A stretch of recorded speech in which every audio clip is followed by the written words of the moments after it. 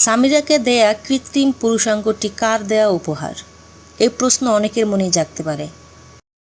ইতিহাসের খলনায়িকা রূপে আখ্যায়িত সালমানের স্ত্রী সামিরা যে বিকৃত যৌনতায় আক্রান্ত ছিল তার একটি বাস্তব প্রমাণ পাওয়া গেছে তার বেডরুম সংলগ্ন প্রসাধন কক্ষে। সামিরা তার ফ্ল্যাটে যখন একাকী থাকত তখনই সেই এই কক্ষে প্রবেশ করত।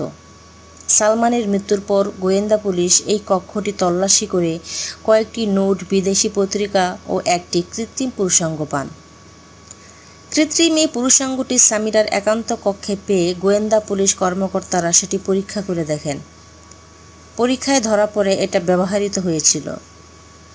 তবে কি সামিরার বিকৃত যৌন ক্ষুধা মেটাতে সালমান শাহ, আজিজ মোহাম্মদ ভাই, রনি ও সিকিউরিটি গার্ডও ব্যর্থ ছিলেন?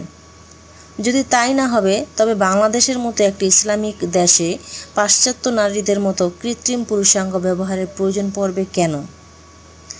সামিরা তার একান্ত সময়গুলোতে টিভিতে নোট, ভিডিও ও ফিল্ম চালিয়ে যৌন সুখ গ্রহণের জন্য কৃত্রিম যৌনাঙ্গ ব্যবহার করত বলে অনেকেই অভিমত পোষণ করেছেন।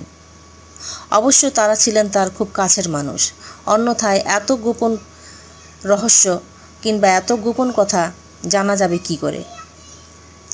এখন প্রশ্ন হলো, ওই কৃত্রিম পুরুষাঙ্গটি সামিরা কোথায় পেল? সামিরার ঘনিষ্ঠ এক সূত্রে জানা যায় সামিরার মা লুচি বেগমের এক শিল্পপতি বয়ফ্রেন্ড, যার সামিরার সঙ্গে ছিল অবাধ যৌন সম্পর্ক, তিনি সামিরাকে জাপান থেকে আনা ওই কৃত্রিম পুরুষাঙ্গটি নিঃসঙ্গ সময়ে ব্যবহারের জন্য উপহার দিয়েছিলেন।